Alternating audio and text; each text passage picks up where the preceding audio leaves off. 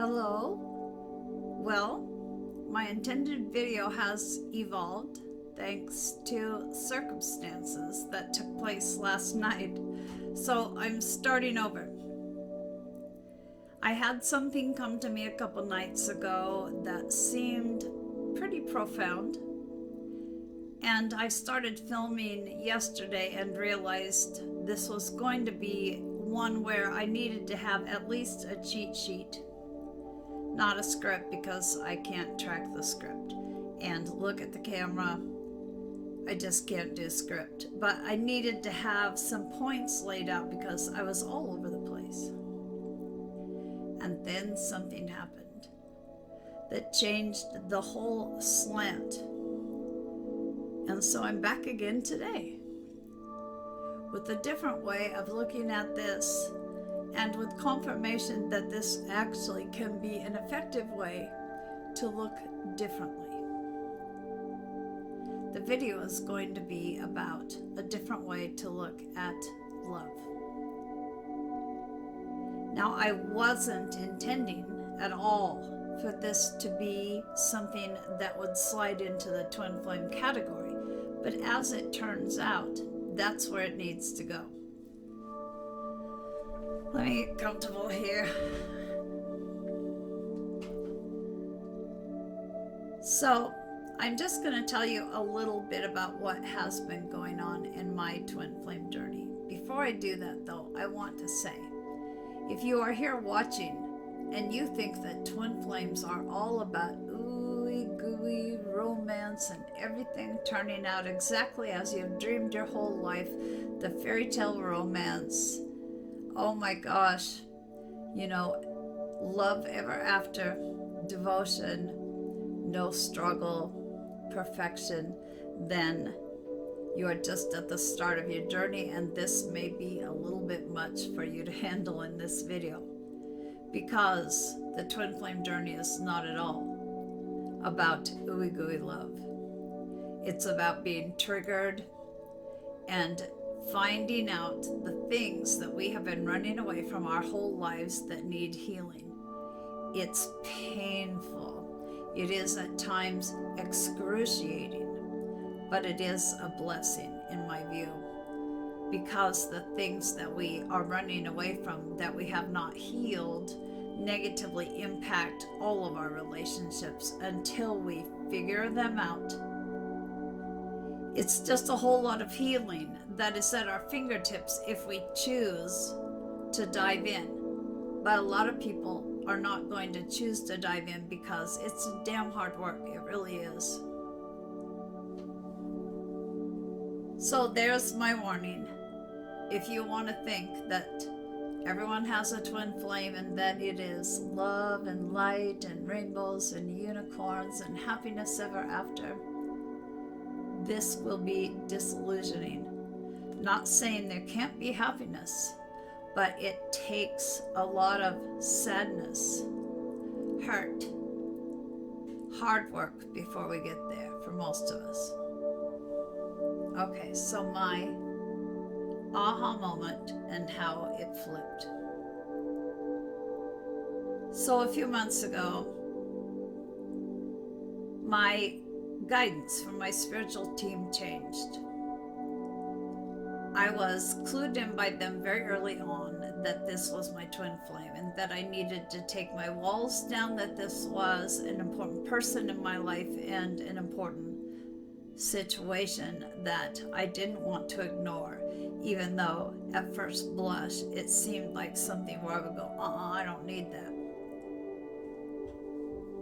And all along, until a few months ago, when I would get frustrated and say, fuck this, I don't want to do this anymore, I would get the advice to just be patient, to hang in there, that things were going to change. Then that changed, because a few months ago, the guidance changed. It was, okay, don't wait anymore. It doesn't look like it's going to happen. We didn't intend to mislead you, but free will is operating. Don't wait anymore. And And I had to deal with letting my hopes go, because if my spiritual team was saying, we changed our minds, we don't want you to wait anymore, it had to be something serious, something that they didn't think even they could influence. And I needed to accept that all the time and heart and pain and growth I had put into this were leading me now in a different direction. Now I'll just say, I don't ever regret what my heart has invested. I don't ever regret that I have loved. And that's despite the times I may have turned on myself and said, you stupid fuck. What made you think that you could love or be loved? I'm past that now, luckily. I also can't regret growth, although I have gotten to the point many times where I said, I don't want any more. I don't want to grow anymore. Just let me be a fat lump on a log and let me, pretend that I am as evolved as I'm ever going to be. Just let me stay where I am. This growing is too hard. And so when I had the change in guidance, I knew it was time to let go, finally. And it probably is the hardest thing I've ever done.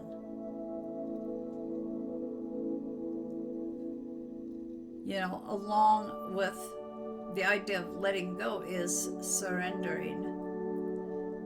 And surrendering is giving up control and giving up an attachment to the outcome. I had to admit all the time I had invested into this, thinking that the situation would heal and that we would eventually come back together, might be for naught. Not for naught as far as growth. How can you say, I wish I could go back to being the person I was, than this evolved, more empowered person? You can't really say that. But I had to admit that maybe there was no place for faith and hope anymore. Maybe this really was not going to be a situation that would come to union. Very hard for me. I have, though, at least to the best of my ability, figured out how to release, how to surrender in the last few months. I can't say I've been fully successful, but I've done better at it than I thought I would, and I have started to think less. I definitely have moved away from obsessing. It still hurts my heart to think that maybe this will never be healed. But I have accepted that maybe there had been a detour on my path. I came into this once I realized that it was a twin flame situation, thinking that this and that would be. I came into it as naive as many people do. But I did have the good fortune of tapping into guidance quite quickly. And so when I wanted to give up, I got that encouragement to keep going. And as a result, I have changed quite a bit. I have grown quite a bit. But still, I held on to what I felt I knew strongly all along was supposed to be the outcome. And here I was having to admit maybe that wasn't going to be. Heartfully engaged, but having to let go is not an easy place to find oneself in. And some of you may be there now. So there is the distant background. Now we come up to the last few days. Like I said, I thought I was figuring out the process of letting go and surrendering. But in the last few days, suddenly I was back to that place of just this incredible ache. Just missing my twins so much. I can't even describe the hurt. It just was like, okay, this sounds dramatic, but literally like someone had shot me in the chest with a shotgun. You know, I don't know guns all that much, but apparently that would be a big wound. And that's what it felt like. It was like, it's never going to be. But I miss him so much. I just was overwhelmed. And I didn't know why it was happening. I hadn't experienced anything that got me to that place. It just was this overwhelming longing again. I mean, if I'm gonna be this vulnerable, I might as well go all the way. I felt so bereft that I would go lay in my bed and there wasn't a chest to put my head on, so I grabbed this pillow and I would just hold it tightly and try to relax or cry, whatever it happened to be at the time, feeling some comfort by the closeness of the pillow. No, not the same as the man I love, but it was better than nothing. I just was overtaken and I didn't understand it.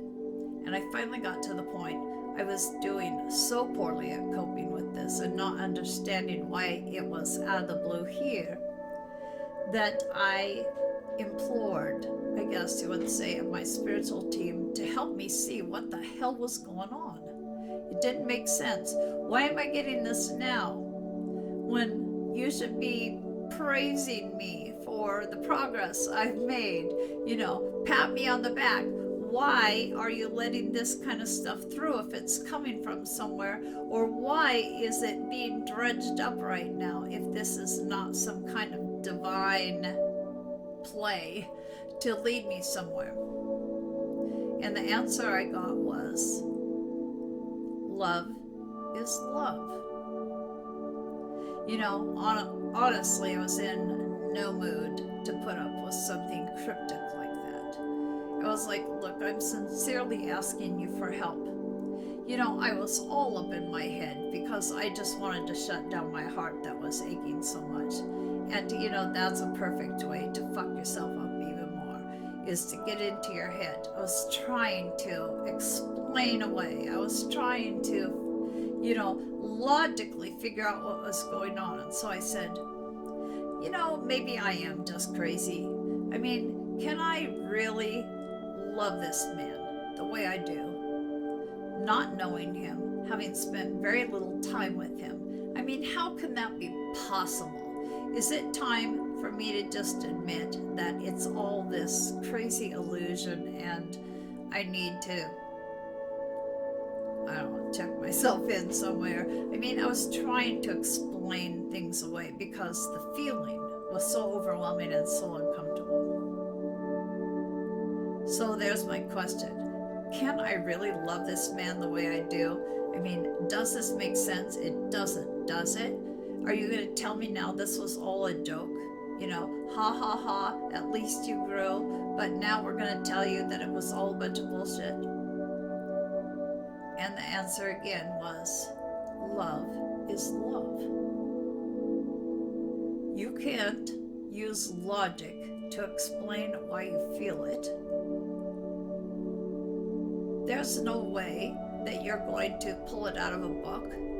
There's no way that someone's going to be able to explain it to you to your satisfaction. Love just is.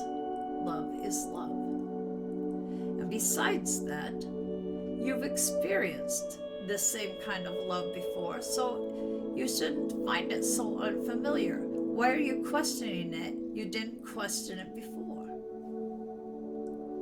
What? What the hell? Oh, there is where the idea came in for the video, because where it was pointed was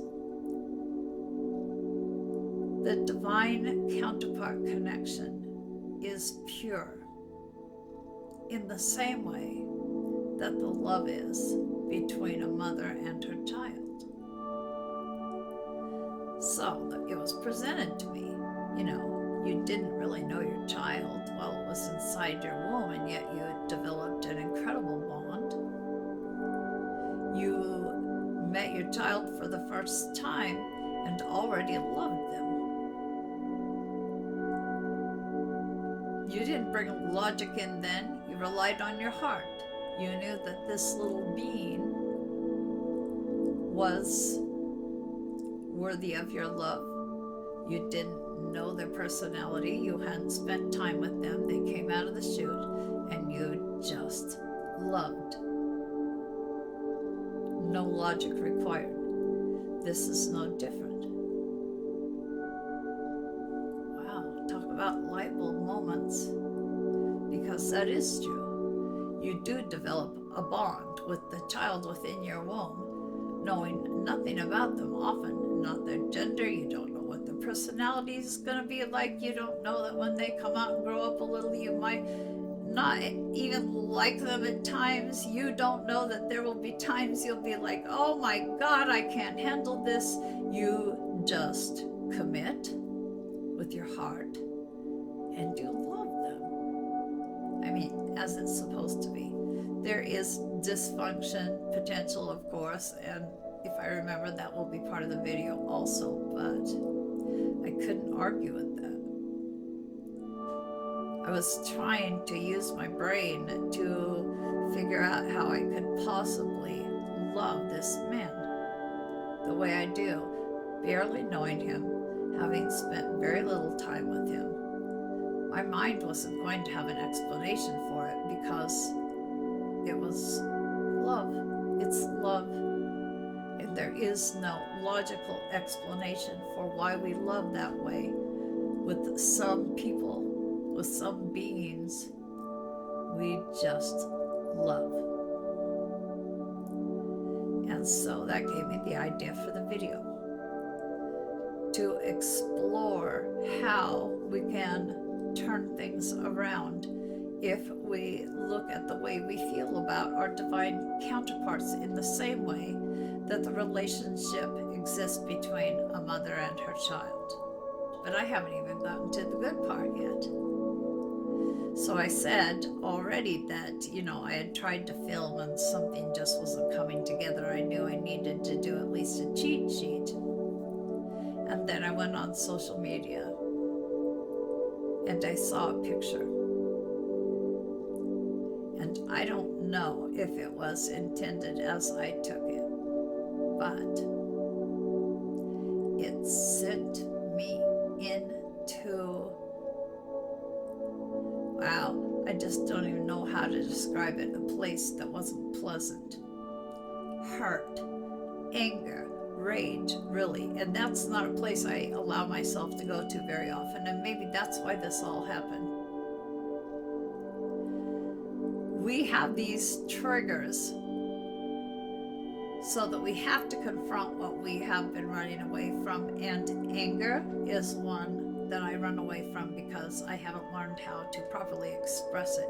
But I saw this picture, and whether it was intended to ignite this within me or not, whether it was intended to hurt me or not, oh my God, it was like, isn't it enough that you made it clear you don't want me in your life? Now you have to rub my nose in it. It was basically pointing out all the parts of his life that I haven't been allowed to be a part of in the last few years, and also showed me the people he had chosen to experience the things that were happening in his life with. It was jealousy. It was that hurt so bad, heartache. It was anger, like you are not gonna hurt me again. It was, raising my fists and screaming at the divine and saying, I'm not doing this anymore. I am refusing to be hurt anymore. It was just, half-cocked reaction, emotion, mess. It was painful. It was very painful. But, oh my God, if I needed release, I sure got that. And I just went to bed, left all my equipment on. I wasn't going to go back to filming, and thinking, no, I am so over this. I am not going to leave myself vulnerable to be hurt like this again. Well, you know, twin flamers, we're meant to be teachers for each other. You know, whether my twin consciously was flipping me off and saying, see, I don't need you, I've got everything I need right here, ha ha ha, or whether he was trying to send a message that I didn't get because I was just reacting and not really seeing clearly. Whether it was without thought at all and just a random posting, a picture that was convenient, it was meant to trigger me into releasing some of that pent-up emotion. And see, so often with our divine counterparts, we tiptoe close to the edge, but we always come up with a reason of why it should be okay or why we deserve it or whatever. Well, I'm past that now. I've done that work. It's like, no, I don't deserve to be hurt. I don't have such little value that I need to just roll over and say, oh, that's okay. I mean, I can't say that logic was even any place in this at that point. It was pure, full-on emotion that needed to come out. But when we want to be angry at our twin, and oh, let me tell you, I was, we are forgetting that they are doing this for us. They need to trigger us to show us what we still haven't addressed or what we still haven't released. And I have been trying to find a way to release the anger that I've stored up over decades and been unsuccessful. It worked last night. So maybe, you know, maybe it was all planned out by our higher selves with each other. Maybe it was just random luck. I don't know. But it was a good thing. And last night I would have told you I couldn't come back from it because I was like, oh, fuck this. How have I made it this long? And you don't seriously think, Spirit, that I'm going to keep going, do you? And then I came back to this idea that they gave me just a couple nights before about looking at love differently. And now I have taken the time to make a few points on a cheat sheet. And I have applied this to the situation that happened last night. And that's why I can sit here and make this today, because last night, there's no way I could have made anything that would have had any value. It was just raw, raging emotion. I wouldn't have been able to even look at a cheat sheet last night, let alone write one up. I have stepped back from that rage. I am back in love. And so the way this is going to be laid out may resonate with you or may not. It works for me. That's all I'm going to say.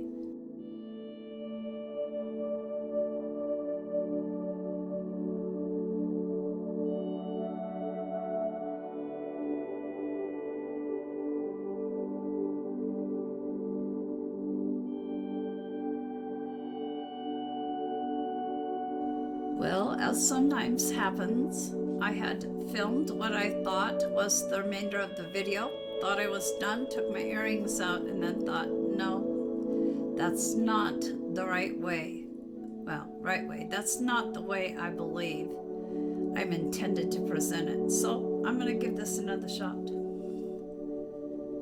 So in our divine partnerships, in our twin flame encounters, we often run up against very challenging things. Harsh words are spoken sometimes, things we don't intend to be hurtful that end up being hurtful anyway.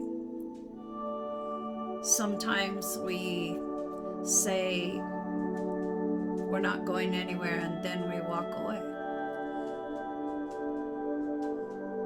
Sometimes we just mortally wound each other because we feel mortally wounded. There are a lot of things that happen that we have to forgive. There are a lot of things that make us angry, and maybe, like me, you don't process your anger, but you need to eventually. It has to come out because that stored up anger and resentment is going to continue keeping the wall up between you and your partner.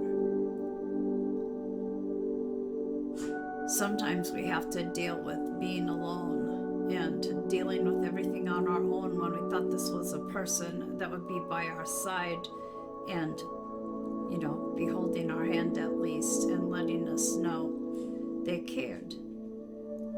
And yet it builds strength in us. We see we can do everything on our own. Yeah, maybe it would have been easier with someone there, but we discover our own power.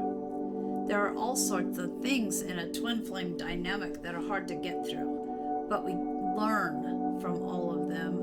We grow from all of them. It is the challenge, though, to let that shit go. To know it all happened for a reason. To accept that it had to be as it was, and to forgive so that we can move to that place we can finally come together. If we're meant to in this lifetime. And so sometimes it's hard to have a perspective that allows us to get there, and the different way of looking at this, as in the pure love that it is meant to be, that it is, but that we don't recognize when we're in it. The pure love as between a mother and a child may be a way to help you through the challenges. Because if you think about it, when we say we want love, most of us really mean we want companionship. We want someone to hang out with. We want someone to talk with. We want someone to touch and feel the warmth of. We want someone that will let us know that we matter in their lives, and we want to be the same for them. We want someone that will see us, really see us, warts and all, and hear even what we don't speak out loud. We just want that special connection, the same as a mother has with her child. It just is. But the hurts can be hard to get past. So let's look at this as a mother and a child. Long before the child can talk, the baby can look at you with eyes that really see you. They may not know what the words mean that you're saying, but somehow you just know they understand you. They know how you feel, even if you can't express it. They just know of that deep, deep bond, and they feel safe. That's what I think we're looking for with each other in adult love. But if, as the child grows up, they break something that we've treasured for 20 years, we may get angry. We may be very upset at them. We would never think, though, of not forgiving them. And yet, with adults, sometimes those things can hold on as grudges forever and ever. If you look at your divine partner in the same way a mother looks at her child. And I'm not saying that your divine partner is a child. So don't get me wrong there.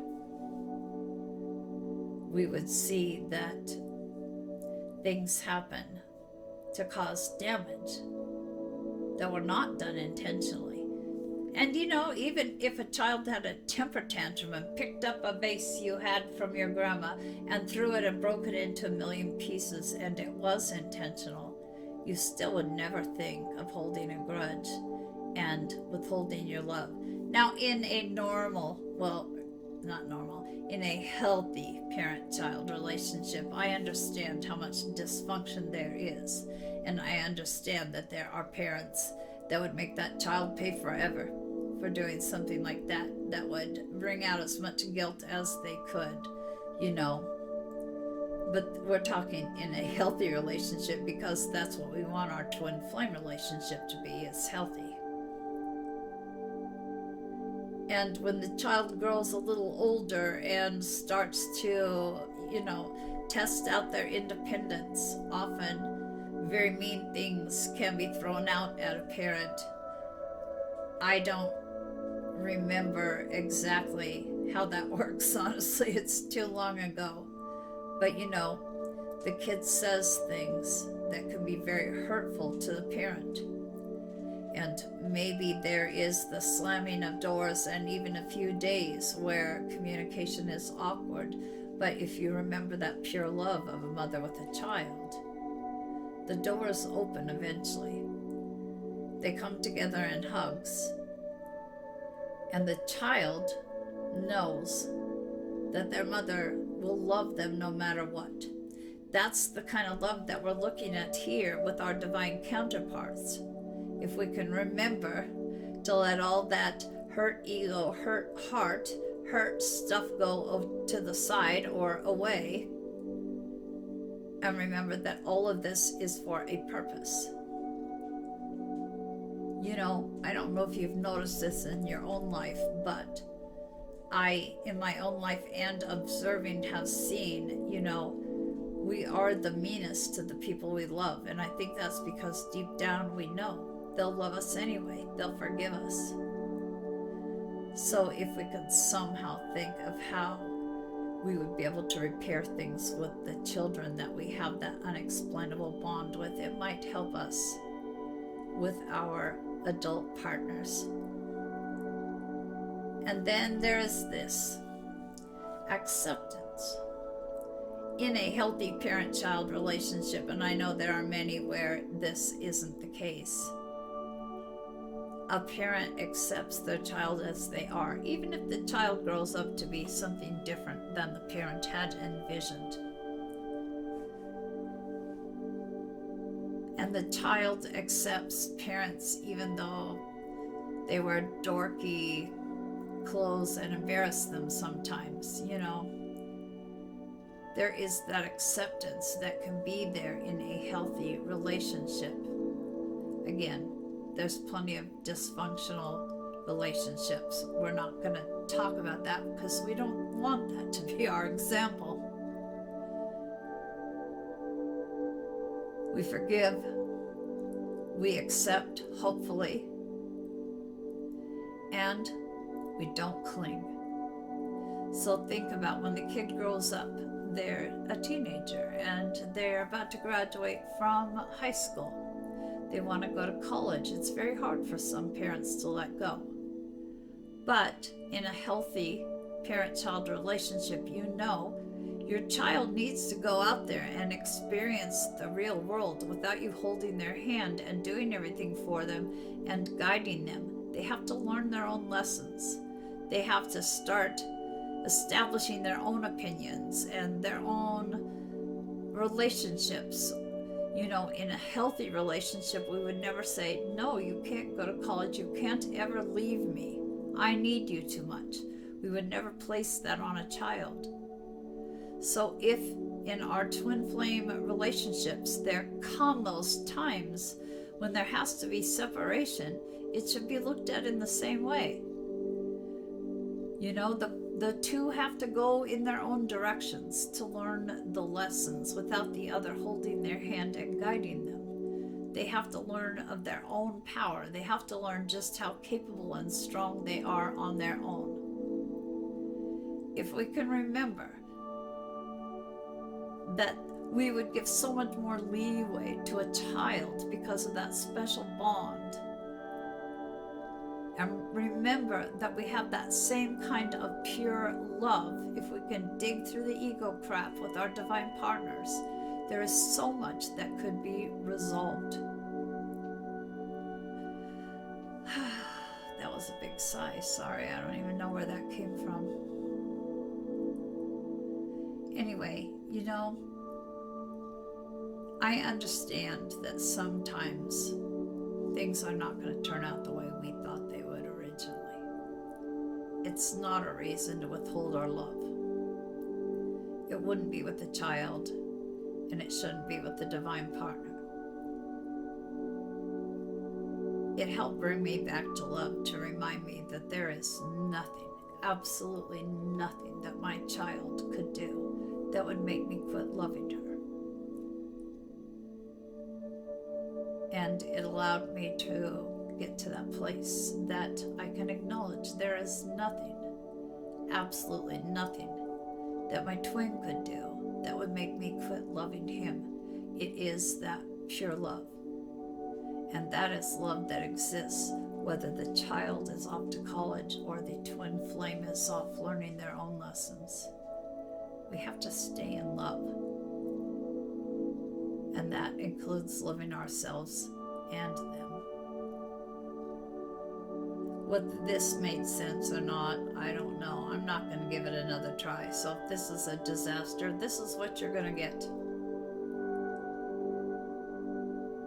It just seems like a way that we could look at things differently. It would mean that if we were rejected as a lover, we would be just as happy to be a friend, because just as with your child, you want them in your life. In whatever form you can have them. You want them to be independent. You want them to be happy. You want them to know that you're always going to be there for them, even if they piss you off, even if they hurt you. All right, I may have gone way off track, I don't know. Suddenly, with that sigh, I kind of lost all my juice here, so I'm gonna sign off. Take care.